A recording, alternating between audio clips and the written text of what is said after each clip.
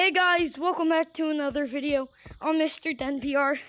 Today I'm gonna give you like a kind of an in-depth wall tutorial, kind of in-depth.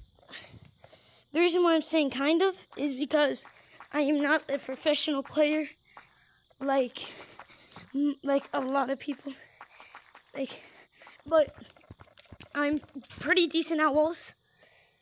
But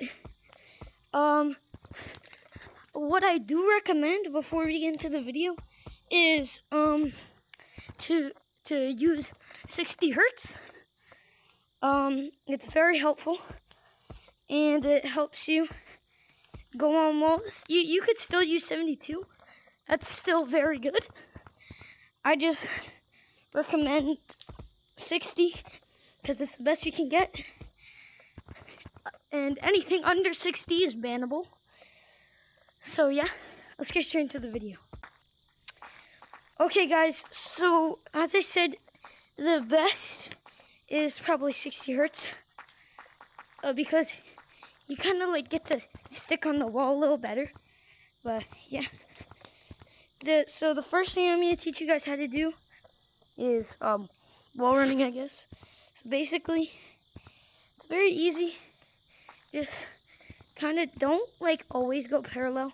Kind of keep yourself maybe like this much far away, almost parallel. You kind of like, you don't push back. Oh wait, I made a tutorial on this in my first video. What am I doing?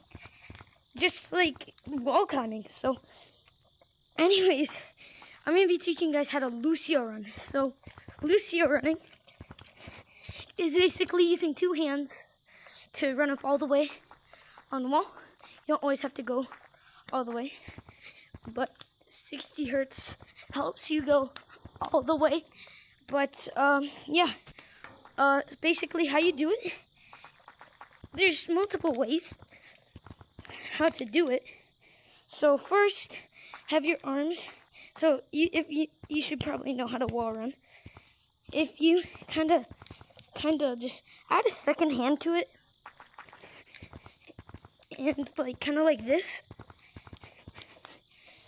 And if you want to go forward more, just like tilt your hands where you want to go and like kind of don't push back but push forward to that spot you want to go.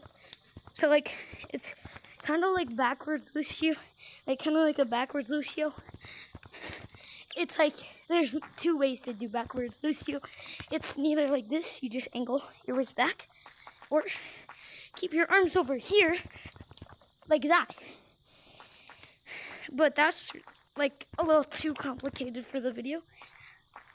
Yeah, let's get to verticaling. So verticaling is pretty hard. So if you don't get it your couple of tries in a couple of days, don't cry about it. Don't be a boo-boo baby about it, because it takes lots of progress to start mastering all of these. I won't say I'm perfectly mastered anything. I'm just saying I'm pretty good at it. I know there's people better than me. That's why I'm saying this is like a kind of in-depth tutorial. This is kind of like Pepsi Dees video. So yeah, I'm not trying to steal anything, but yeah. So there's a motion you're supposed to do for verticaling. You don't just have your hand and start pushing up, because then you start going all over the place. So basically, what you're going to do is you're going to do almost ovals. Taller ovals. Not like these ovals, the horizontal ones. Just like taller ones. Kind of like that. And you see how my arm is going up. So you don't want to just do a circle. You can do that way, but it kind of pushes you back from the wall. So if you do a more oval way, see you're going up. The reason why I'm going tilted is because I'm not used to doing it this way.